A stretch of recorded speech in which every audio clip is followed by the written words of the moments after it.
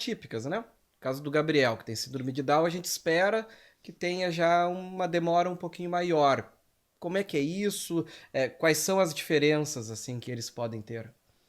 Como é uma questão fisiológica, né? O organismo dele pode responder um pouquinho diferente. Uhum, Então, a gente espera que essa erupção aconteça ali até os 18 meses, que ela pode iniciar a partir dos 18, ela pode passar um pouco dessa fase que estaria tudo completa, porque numa criança atípica, ela vai ter todos os dentes em boca ali por volta dos 3 anos, né?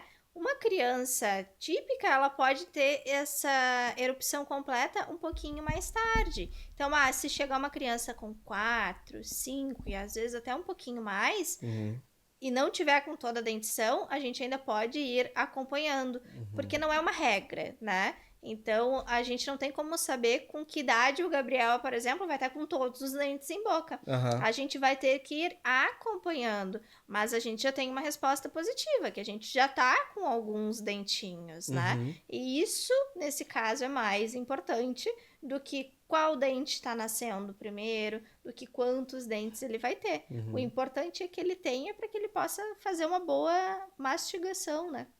E no caso deles já foram também os dentes, os molares, né? Quer Já dizer, iniciou pelos molares, aham, eles fugiu totalmente da regra, né? aham, Porque aquela regra que geralmente é os incisivos, os dentes da frente, pro Gabriel não se aplicou. uhum, Nasceu os molares, molar superior, e agora que tá apontando um incisivo. uhum, Isso é errado? Não. Isso é o normal fisiológico do corpo dele. uhum, Mais importante do que qual dente é ele ter os dentinhos para que ele possa fazer uma boa alimentação. uhum.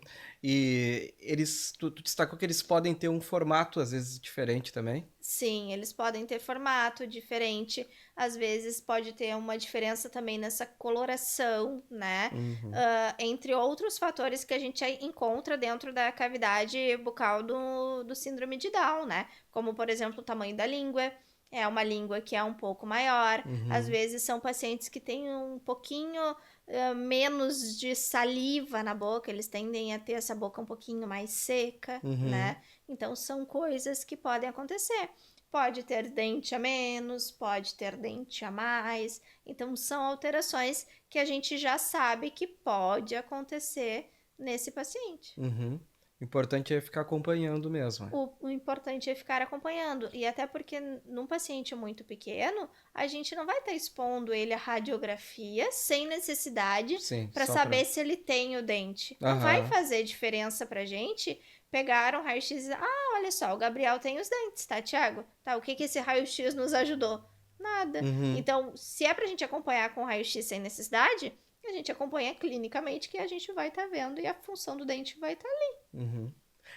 E aí tem um ponto importante. De quanto em quanto tempo a gente tem que levar a criança?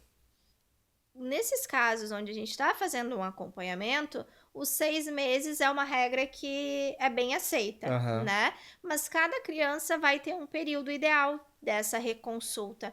Alguns pacientes, esses pacientes que têm essas cáries mais frequentes, né? É um paciente que ele vai ter que ir a cada 3, 4 meses, depois que a gente finaliza todos os procedimentos que a gente tem para realizar. uhum, Aí sim, ele é um paciente que ele vai ter que ficar indo mais frequentemente. Agora, um paciente para prevenção, às vezes é possível, 6, 8 meses, varia um pouco de paciente para paciente. uhum.